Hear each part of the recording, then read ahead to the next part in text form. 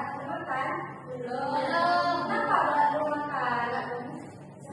Kok nggak bangun deh sih anak-anak? Kenapa nggak makan? Harusnya kan sebelum kalian pergi sekolah, kalian tuh usahakan makan terlebih dahulu karena kesehatan itu lebih penting daripada yang lainnya.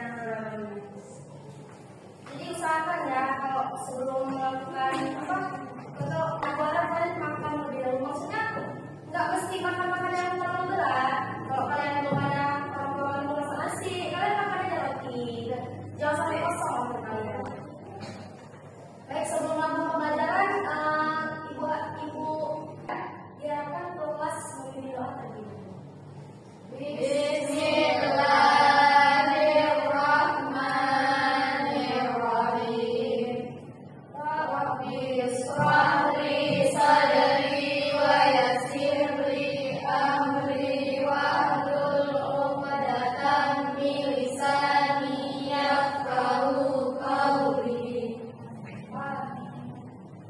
Ibu absen terlebih dahulu ya.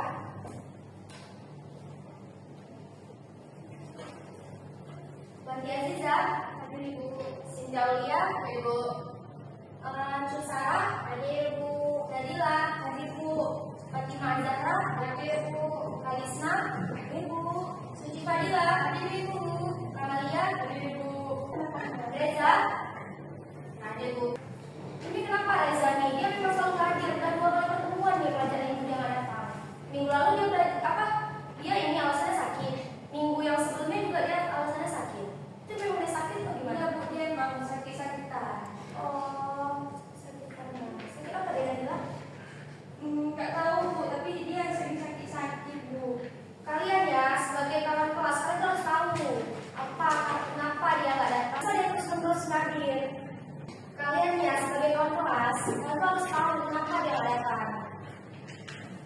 Harus tahu. Karena nggak mungkin ibu yang tahu dia. Ibu bukan dengan dia.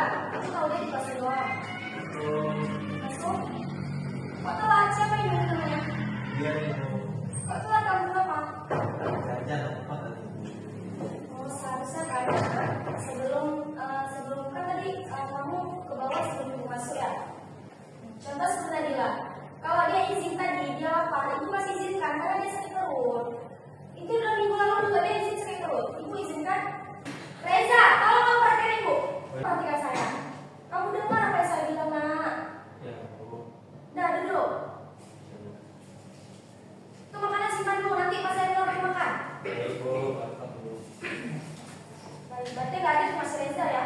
Iya, Bu.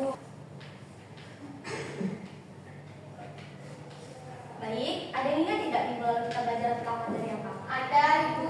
Apa Suci? Flora dan fauna kemarin Bu. Coba jelaskan ulang flora itu apa, fauna itu apa? Flora itu Bu tumbuhan, kalau fauna hewan. Iya, benar. Sebentar ya. Nah, karena kita minggu lalu sudah belajar tentang flora fauna, jadi hari ini kita belajar tentang mitigasi bencana. Tanggal berapa hari ini, Nak? 12 Bu. Tanggal 12 bulan November ya? 2020.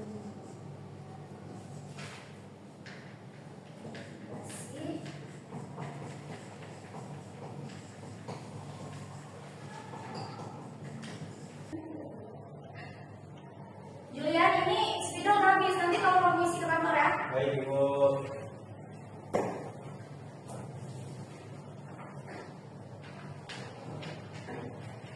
Nah, anak-anak, ada yang tahu nggak mitigasi bencana itu apa? Sebelum ibu jelaskan nih, coba sebutkan sebelum ibu tunjuk. Siapa? Ayo. Nggak tahu Bu. Nggak tahu Bu. Tahu, Apa yang Bu. mitigasi Ini, Bu? Bu. Jadi bencana itu mempunyai 3 aspek. Yang pertama ada siapa yang tahu? Memakan korban Bu. Yang memakan korban jiwa, merugikan serta merusak. Jadi ketika terjadi bencana, misal ketika terjadinya, jadi setelah mitigasi yaitu ada bencana. Ada yang tahu aspek-aspek kebencanaan? Dapat memakan korban jiwa. Ia dapat memakan korban jiwa, lalu merugikan serta merusak. Nah, ketika di suatu daerah terjadinya banjir, tetapi dia tidak bersifat memakan korban jiwa, tidak merugikan serta merusak. Nah, itu belum bisa dikatakan dengan bencana ya anak-anak Ibu. Iya, Ibu. Nah, ini ada suatu kisah nih di desa Ibu. Sekitar beberapa bulan yang lalu terjadilah banjir. Banjir tersebut terjadi karena tanggul, ini kan di sungai nih. Jadi tanggul kan di sini kan, ini perumahan. Ini rame nih, ruko-ruko, orang jual. Ini memang di pasar-pasar ya. Ini jalan ya, ini sungainya. Jadi mengapa bisa terjadinya banjir? Karena air sungai yang ada di hulu naik. Jadi kan akibatnya tuh penuh nih di hilir kita. Di hilir kita ini penuh. Jadi kan tanggul yang di sini dia tidak dapat menopang lagi dan tidak tertahan oleh air yang sudah berada di sungai tadi. Jadi terjadilah tanggul bocor. Maka kan tanggul bocornya di sini nih. Dan airnya mengalir ke rumah-rumah warga. Nah, ini kan banyak korban nih. Ruko-ruko yang di sini semua hancur. Memang banjir itu bisa dikatakan dengan banjir bandang. Nah, dia memakan korban jiwa dan merugikan serta merusak. Karena kan ruko-ruko tadi rusak, anak-anak. Nah, itu bisa dikatakan dengan bencana.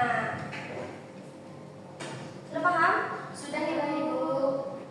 Jadi dapat diartikan bahwa bencana alam adalah bencana yang diakibatkan oleh peristiwa atau serangkaian peristiwa yang disebabkan oleh fenomena alam seperti gempa bumi, tsunami, gunung meletus, banjir atau kekeringan, dan masih banyak lagi ya. Nah, bencana alam ini terbagi menjadi dua. Yang pertama ada bencana non alam. Bencana non alam.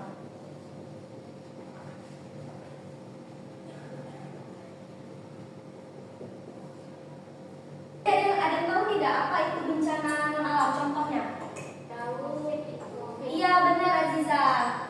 Jadi kan beberapa tahun yang lalu, 5 tahun yang lalu ya, terjadinya COVID. Nah, itu bisa dikatakan dengan bencana non alam ya. Lalu ada bencana sosial. Bencana sosial.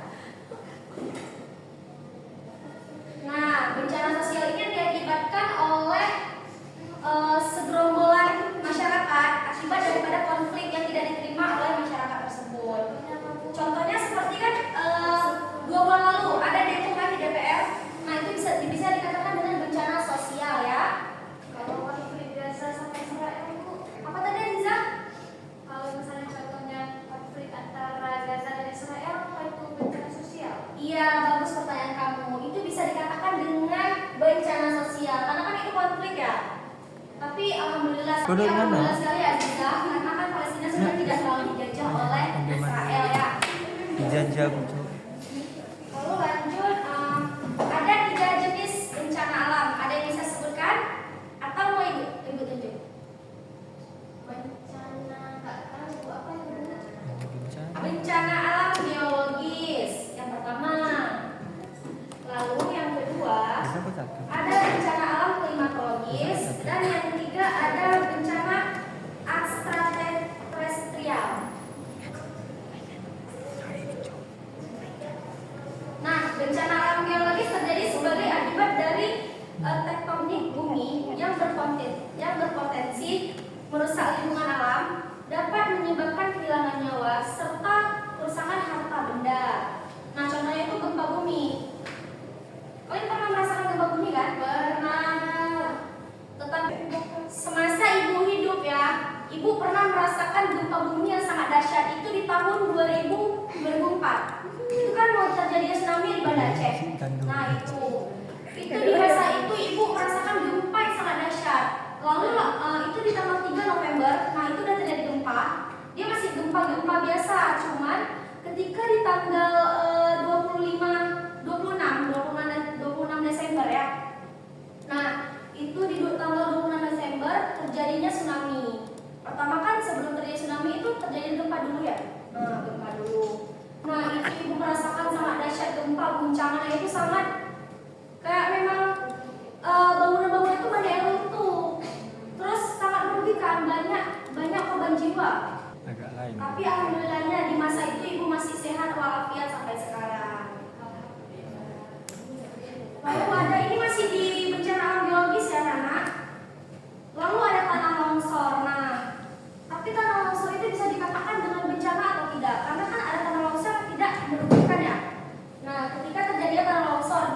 suatu lahan yang tidak berpenghuni. Maksudnya tidak ada yang berpenghuni, tidak ada yang mempunyai. Dan itu nggak longsor itu nggak di jalan, tapi di lahan tidak berpenghuni. Nah, itu bisa dikatakan bukan bencana. Ini tadi, ketiga ini yang bisa dikatakan bencana. Catat ya, jangan lupa catat. Sangat penting nih. Kalau kalian nggak tahu ini, nggak tahu juga ini bencana.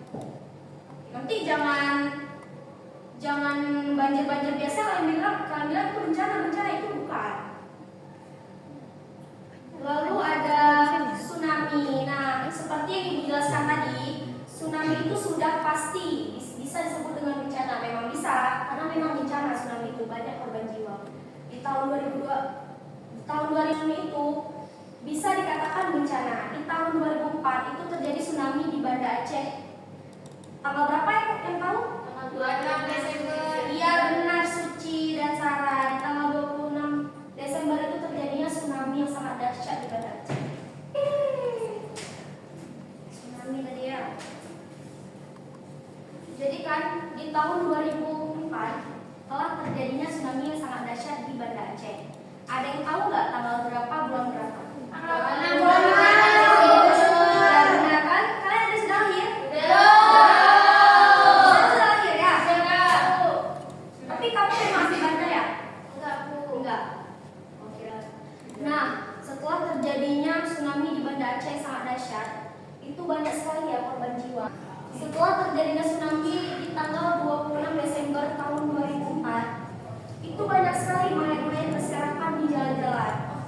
Masa itu Ibu tahu ya, karena memang Ibu tuh korban daripada tsunami tersebut. Lalu ada gunung meletus. Nah, gunung meletus ini bisa dikatakan dengan bencana atau tidak, karena kadang dia bisa memakan korban jiwa dan tidak, tetapi dia merugikan karena kan kebanyakan di bawah gunung itu kan banyak lahan warga ya. Nah, itu dapat merugikan masyarakat sekitar. Sebentar ya. Dia juga merusak. Iya, serta merusak, benar Davi. Lalu ada bencana alam klimatologis. Nah, bencana alam klimatologis adalah bencana alam yang disebabkan oleh fenomena cuaca yang mempunyai potensi menimbulkan bencana yang menghasilkan tatanan kehidupan sosial atau yang menimbulkan korban jiwa. Contohnya itu seperti banjir. Tadi sebelumnya udah Ibu jelaskan ya, banjir itu yang ini tadi. Masih ingat kan? Nah, banjir yang ini bisa dikatakan dengan bencana karena dia memakan korban jiwa. Lalu ada badai. Nah, badai ini disebabkan oleh gangguan atmosfer yang dahsyat di darat dan air. Badai menjadi ancaman potensial utama bagi sebagian penduduk dunia karena prevalensinya, ukuran daerah yang hancur dan skala kerusakan yang diakibatkannya. Lalu ada kekeringan. Di daerah kita nih pernah merasakan kekeringan nggak? Kekeringan yang sampai tanah retak itu pernah? Enggak, Bu. Cuman Enggak pernah. Jadi kekeringan ini disebabkan oleh penurunan curah hujan alami selama periode waktu yang lama. Kekeringan dapat dikelompokkan berdasarkan karakteristik dan dampak yang dapat ditimbulkan. Lalu ada kebakaran hutan. Coba Delvi kasih salah satu contoh kebakaran hutan yang terjadi di akhir pekan ini. Ada berita-berita di luar negeri juga boleh. ini kebakaran hutan yang terjadi akibat penebangan untuk membangun IKN. Oh ya, benar Delvi. Kasih plus dulu ke Delvi. Lalu yang terakhir ada bencana alam ekstraterestrial. Nah, bencana alam ini adalah bencana alam yang disebabkan oleh gaya atau energi dari luar bumi. Bencana alam ini terjadi ketika asteroid, meteoroid, dan komet melintas di dekat bumi, memasuki atmosfer bumi dan menghantam bumi. Oleh perubahan kondisi antar planet dan mempengaruhi magnet dan komet melintas di dekat bumi, memasuki atmosfer bumi dan menghantam bumi. Oleh perubahan kondisi antar planet dan mempengaruhi magnet atmosfer bumi, ionosfer dan termosfer. Lalu skema rencana penanggulangan bencana. Nah, perencanaan penanggulangan bencana disusun berdasarkan hasil analisis resiko bencana dan upaya penanggulangannya. Setiap rencana dalam perencanaan ini merupakan program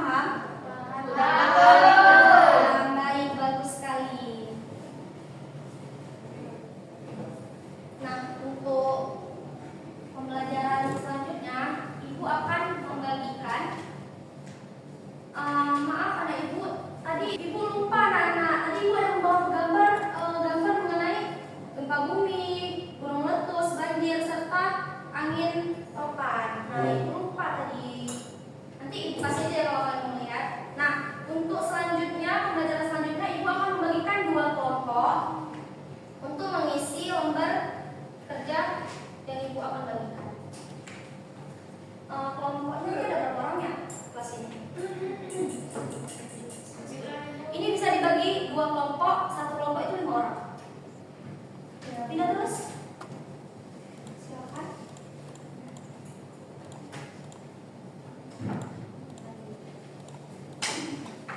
Ini Ibu bagi lembaganya kalau baca yang ada di sini.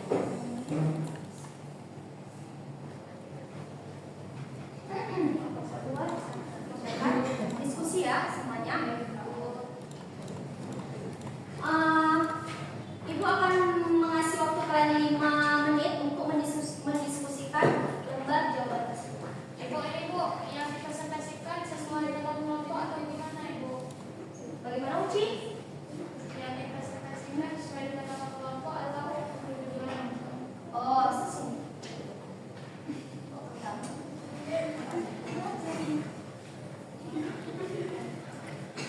Untuk kelompok 1, kalian mempresentasikan tentang bencana alam biologis.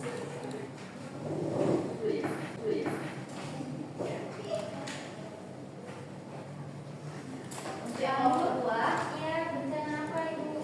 kalian membahas tentang bencana klimatologis. Ya, oke Ibu, baik Ibu. Ibu-ibu, diskusi semuanya ya. Ibu mau bertanya, Ya, ini lagi yang presentasinya satu orang aja atau kelompok? 2 orang ya minimal. Ya, 2 orang minimal. Tetapi 1 juga boleh sih. ya Ibu, baik Ibu, terima kasih Ibu. Harus 2 orang masih minimal. Minimal 2 orang, cuman kalau 1 orang boleh. Kalau satu kawan-kawan. Baik. Ibu, kalau udah siap gimana Bu? Ibu udah siap? Tunggu yang lainnya. Udah siap? Kelompok 1? Dan Bu, Udah boleh maju. kelompok Biasa dipersilakan siapa yang siap? saya udah siap. Baik, Pak Zulfi. Maju. Baik. Assalamualaikum warahmatullahi wabarakatuh. Waalaikumsalam warahmatullahi wabarakatuh. Jadi di sini kami akan mempresentasikan hasil diskusi kelompok kami yang dimana kami tentang klasifikasi bencana alam klimatologis. Yang pertama itu ada banjir. Nah teman-teman pasti sering mendengar dan sering melihat banjir itu bagaimana. Banjir adalah luapan air dalam jumlah yang luas, dalam jumlah di luar batas normalnya, yang akan menyebabkan yang memakan korban, merugikan dan merusak. Kemudian yang kedua itu ada badai. Badai itu disebabkan oleh gangguan atmosfer yang sangat dahsyat di darat dan di air. Yang ketiga itu ada kekeringan. Kekeringan itu disebabkan oleh penurunan curah hujan alami selama periode waktu yang cukup lama. Yang keempat itu ada kebakaran hutan. Kebakaran hutan ialah keadaan ketika hutan dilanda api akibat kerusakan hutan atau hasil hutan yang menimbulkan kerugian ekosistem atau nilai lingkungan. Biasanya kebakaran hutan ini sering terjadi pada saat musim kemarau, teman-teman semuanya. Mungkin sekian presentasi dari kelompok kami. Ada yang ingin bertanya? Silakan yang bertanya. Ada Ibu. Diwajibkan untuk 1 kelompok nanya ke kelompok 2 ya. 1 pertanyaan aja. Enggak pakai kalau buka aja gitu Bu. Enggak, ini wajib ya Aziza. Ini saya mau bertanya ke kelompok 2. Kan tadi ada yang bilang bencananya adalah banjir. Itu Bu, maksudnya banjir yang gimana? Yang termasuk dalam bencana klimatologis. Nah, jadi banjir itu bisa diklasifikasikan jika air luapannya itu cukup banyak, itu biasa disebut dengan banjir bandang. Jika cuma hanya genangan air, tidak bisa diklasifikasikan sebagai banjir, tapi hanya genangan air. Biasanya banjir itu adalah bencana yang memakan korban jiwa serta merugikan dan merusak lingkungan. Begitu kelompok 1. Bagaimana? Terus Suci? Baik. Kasih plus dulu buat Delphi buat kelompok 2. Kasih. Selanjutnya, iya.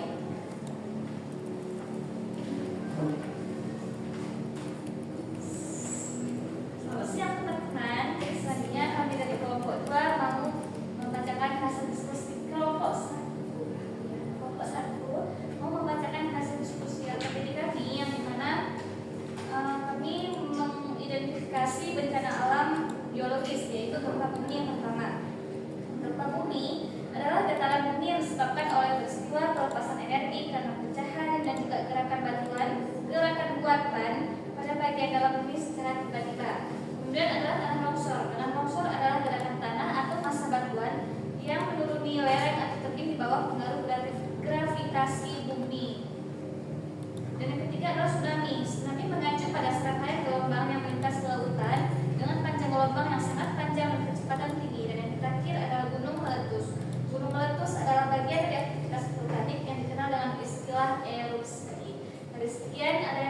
Ada yang mau bertanya teman-teman? Izin bertanya kelompok.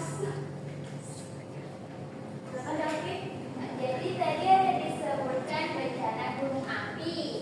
Nah, biasanya yang terkena dampak dari gunung api itu siapa aja? Yang terkena dampak itu adalah orang-orang yang berada di pemukiman-pemukiman yang berada di sekitar wilayah gunung api tersebut apabila mereka tidak cepat mengevakuasi diri. Oke, Itu bisa diterima Delvi. ya. Kasih aplaus dulu Mbak Aziza. Silakan dikembalikan. Demikian presentasi dari kelompok 1. Terima kasih teman-teman. Baik, pembelajaran hari ini sudah selesai. Ada yang dapat menyimpulkan apa kesimpulan daripada mitigasi bencana? Baik, Delvi, silakan. Jadi mitigasi bencana itu adalah mitigasi yaitu dari penanggulangan. Kalau bencana itu dia memakan korban jiwa, merugikan dan merusak. Jadi istilah dari mitigasi bencana ialah penanggulangan yang memakan korban jiwa, merugikan dan merusak. Bencananya adalah bisa dikatakan bencananya seperti ada banjir, terus ada gunung api, gempa bumi dan tsunami. Benar, kasih aplaus buat Delvi. Nah, jadi dapat disimpulkan bahwa mitigasi itu adalah penanggulangan dan bencana adalah dia yang bersifat memakan korban jiwa serta merugikan dan merusak. Oke, itu saja. Karena pembelajaran hari ini sudah selesai, senang nggak belajar sama Ibu hari ini? Senang, alhamdulillah. Ada oleh-oleh nih buat kalian. Mau tidak? Nah, Ibu akan mengasih tugas di buku cetak halaman 3 ya. Itu dikerjakan dari nomor 1 sampai nomor 20 dan dikumpulkan ke ketua kelas Uci minggu depan. Baik. Sebelum pembelajaran ditutup, alangkah baiknya kita membaca doa terlebih dahulu. Doa dimulai. Bismillahirrahmanirrahim. Subhanakallahumma wa bihamdika asyhadu an la ilaha illa anta astaghfiruka wa atubu ilaik. Amin. Baik, terima kasih untuk hari ini segala perhatiannya. Jika ada kesalahan dalam teknis pembelajaran Ibu mohon maaf. Sebelumnya cek dulu ya lacinya. Ada sampah atau tidak? Baik, Ibu. Baik, ini Papa tulis nanti sekretaris tolong hapus ya. Ibu izin keluar. Terima kasih. Assalamualaikum warahmatullahi wabarakatuh.